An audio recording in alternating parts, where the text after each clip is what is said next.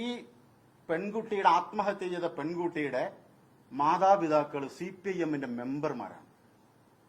എന്തുകൊണ്ട് അവർക്ക് നീതി വാങ്ങിക്കൊടുക്കാൻ CPIM തയ്യാറാവുന്നില്ല? CPIMന്റെ ബ്രാഞ്ച് കമ്മിറ്റി മെമ്പർമാരായ 2 പേര്, ഈ പെൺകുട്ടിയുടെ മാതാപിതാക്കള്, അവർക്ക് വാർത്താ സമ്മേളനം നടത്തേണ്ടി വരുന്നു. അവർക്ക് നേരിട്ട് ACPയെ പോയി കാണേണ്ടി വരുന്നു. ഞാൻ ചോദിക്കുന്നത് രാകേഷിനോട്, അവരുടെ മതം മുസ്ലിമാണോ, ഇസ്ലാം ആയതുകൊണ്ടാണോ അവരുടെ പക്ഷത്ത് നിങ്ങൾ നിൽക്കാത്തത്? അവരുടെ മതം ഇസ്ലാം ആയതുകൊണ്ടാണോ അവർക്ക് വേണ്ടി നിങ്ങൾ ന്യായീകരിക്കാത്തത്, അവർക്ക് നീതി വാങ്ങിക്കൊടുക്കാത്തത്? അവർ ഇരകളാണല്ലോ. അവരുടെ മകളല്ലേ മരിച്ചത്. എന്തുകൊണ്ടാണ് അവരുടെ ഭാഷയിൽ നിങ്ങൾ സംസാരിക്കാത്തത്?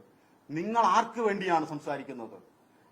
അവര് പറയുന്നതിനനുസരിച്ച് അവരുടെ മകളെ കയ്യിൽ നിന്ന് പ്രണയം നടിച്ച് ഭർത്തൃമതിയായ ഒരു സ്ത്രീയിൽ നിന്ന് 1.5 ലക്ഷം രൂപയും 20 പവനും തട്ടിയെടുത്തു എന്ന് പറയുന്ന ഒരു പുരുഷനെ ആൺ സുഹൃത്തായി അവതരിപ്പിച്ച് ന്യായീകരിക്കുകയാണ്.